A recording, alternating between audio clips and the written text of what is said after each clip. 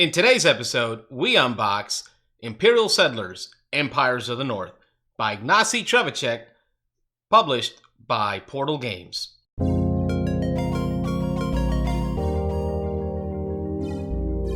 You're listening to the Beans and Dice podcast, a podcast about how we game.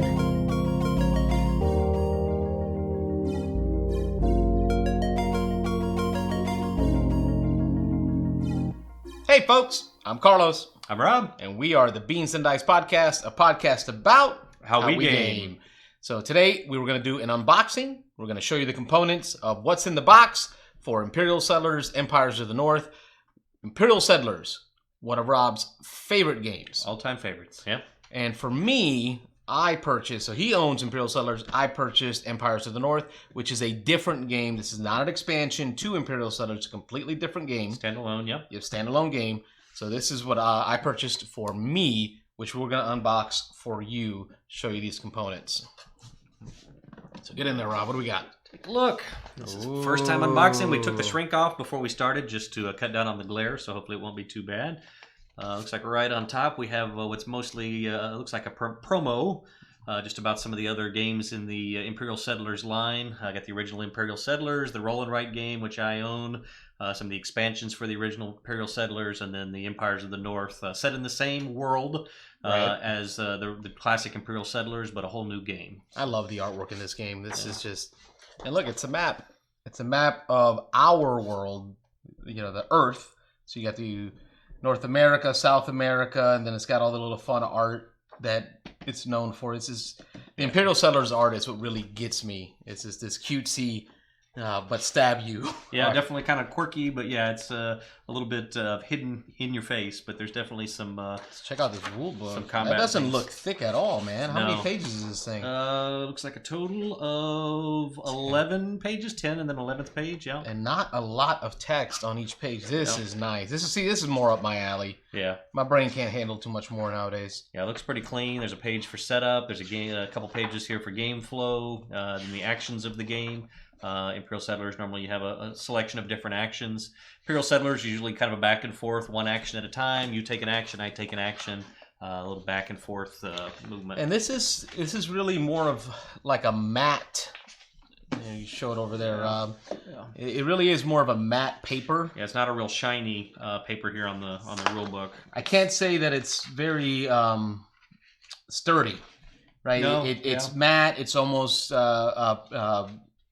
you know, it's not glossy. It's not gonna. It does feel like if you got this wet, it would almost dissolve and go away. So it's not gonna withstand a lot, you know, based on what I see. So I just wanted to share that. Like every piece of paper in here is more like a newsprint or easy, like a kid's magazine print. Yeah, it's kind of like a thick newspaper almost. Highlights. You remember the old Highlights magazine? Yeah. It's kind of printed like that. Yeah. Where it's not. Yeah, I don't like that. Yeah, not particularly, although, you know, it is just the instruction manual, so I'm going to give it a break there. I'm not... How long will that last? Yeah, well, we'll see. I mean, Cheeto fingers. Yeah, me. well, that's you. So always take a little more care with the games, but yeah. Honey, warm up the laminator. Yeah. All right, so I've got the components list here.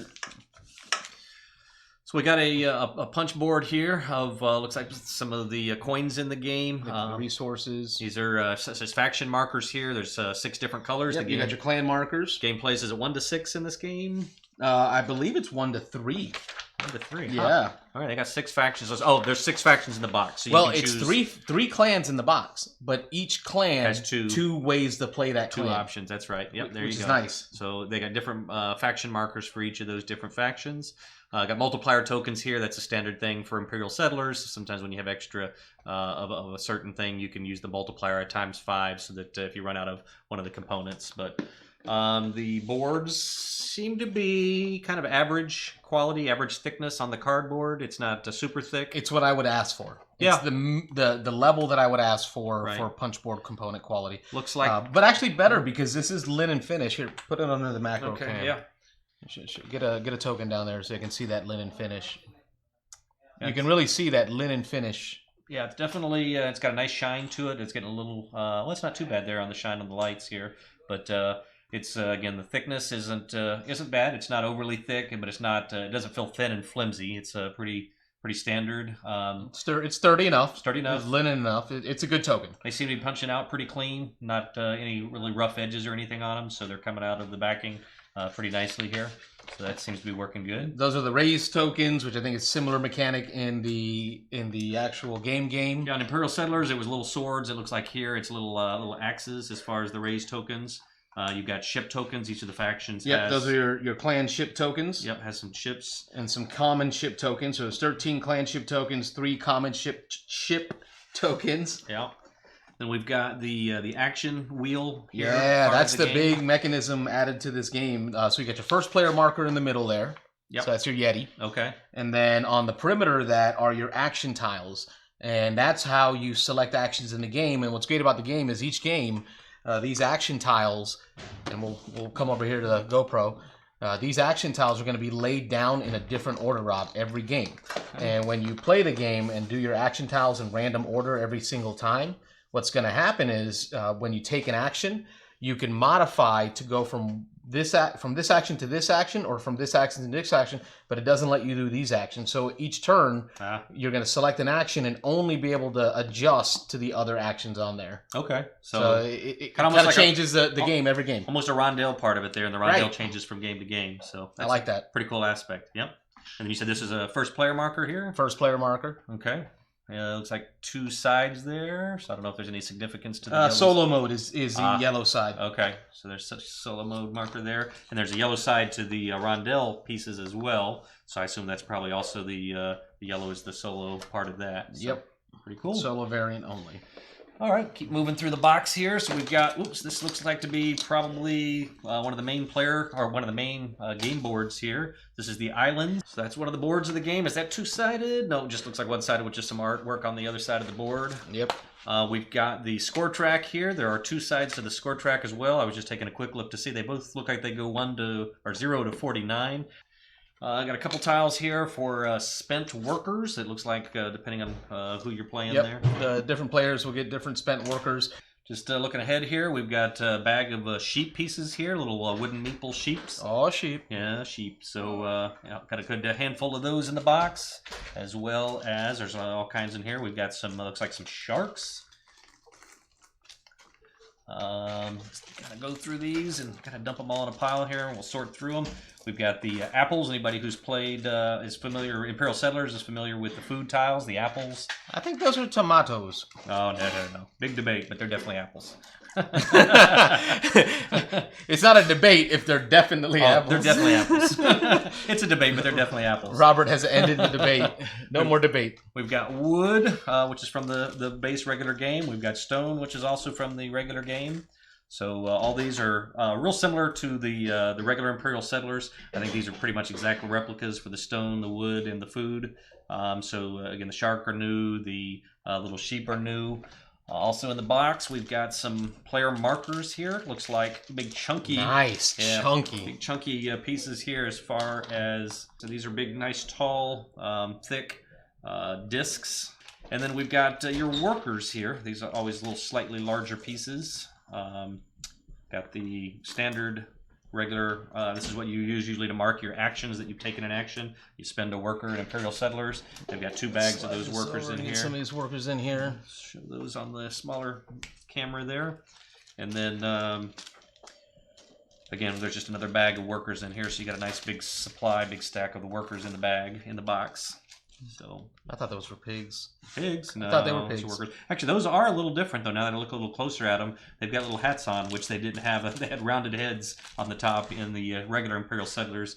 But these tokens here have little, looks like little sailor hats or something on the top of their heads. So, I see it. Yeah, a little 4-corner hat. I'm not sure what the black one represents. That might be for the solo game. Yeah, there is one black in the box. There's 28 workers.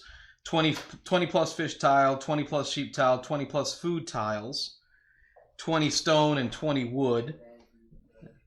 Yep.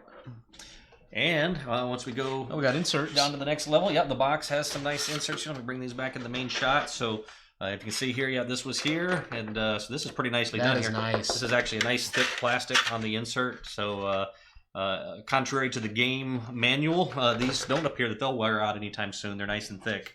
You've got a second layer down to the tray here, which has the cards. That's for stickering these discs. Yep, you flip them over to show that you've used the action. You've spent the action. An activated side and a non-activated side. We can just open some of the cards here real quick to just kind of get an idea of the artwork and some of the information on the cards. Get an idea of the artwork. We won't go through all the cards in the game, but to just get an idea of what they look like. Imperial Settlers is always known for the artwork here, some of the scenes, and I've heard in this game that there are some quite funny things. Here's some Vikings, looks like in the water, trying to be fished out by some of the others. We got some Inuits here up in the north in the Arctic. There's a woolly mammoth frozen in a block of ice on this card. So just some real cool artwork. Here's a gold mine, and there's a prospector out front with a big gold nugget and a little pickaxe in his hand, jumping around that he just found a nugget. So real classic artwork here. This very much the same style as the regular Imperial Settlers. So these are the island cards, Robert, that I was telling you about. So on this side, this represents the distant islands, the distant locations. Yep. And then these represent the short locations. Okay. And then what I was talking about here is when you go to the island, you visit that island, you can either immediately pillage it for these resources and then discard the card, or you can raise it by spending a raise token, and then you gain it as an available action for you. So as he was talking about on the one side, the raise is here on the right with a little picture of the axe. And that's when you claim that card permanently. It's yours. It's an action in your tableau. And then over here, there's a place to gain. You can just place it and gain these. Looks like a fish, a stone, and a victory point. Stone and a victory point. Yeah, yeah, you just pillage it. So when you visit a location, so we talked about this tableau here. When you visit a nearby island or a distant island, you have the option to either immediately pillage it, gain those resources, and throw away the card, or spend a raise token to raise it, and now it goes into your tableau. I like that. I like to have to make a decision on that. Yeah, and that's what Imperial Settlers has always been about. There's lots of little decisions in the game, how to use resources, how to use cards. The cards are always been multi-use, so you can use them in different ways. You can build with them. You can raise them either out of your hand or once they're on the table to take certain kinds of rewards. You can build them out onto the table and then use their actions to do different things. There's production cards normally that allow you to produce resources. So you want those to be out just to produce things from round to round. So big mechanic of the Imperial Settlers universe. So far with the Imperial Settlers set, lots of cards, lots of beautiful artwork. Components are great. Yep. The tray system is amazing. Yeah, this is gorgeous. That insert, that organizer really is nice. Yep. The artwork to me is what gets me to buy this game. Oh yeah. There's no doubt that the artwork is it's unique. It's one of those that when you see it immediately, you know that's part of the Imperial Settlers universe. The wooden pieces here, all the wooden bits are always well made. I don't see any real flaws or anything in any of these, so they're well painted. And I've played the base Imperial Settlers quite a few times, and these pieces have held up over years of play. So, well, that, my friends, is Imperial Settlers, Empires of the North. These are the components. Post any questions or comments you have about the game itself or the components. Make sure to like and subscribe for more content from us, the Beans and Dice Podcast. I'm Carlos. I'm Rob. And again, thank you so much for watching. Thanks for watching. Keep gaming. Take care, folks. Thanks for watching the Beans and Dice Podcast. Don't forget to like and subscribe.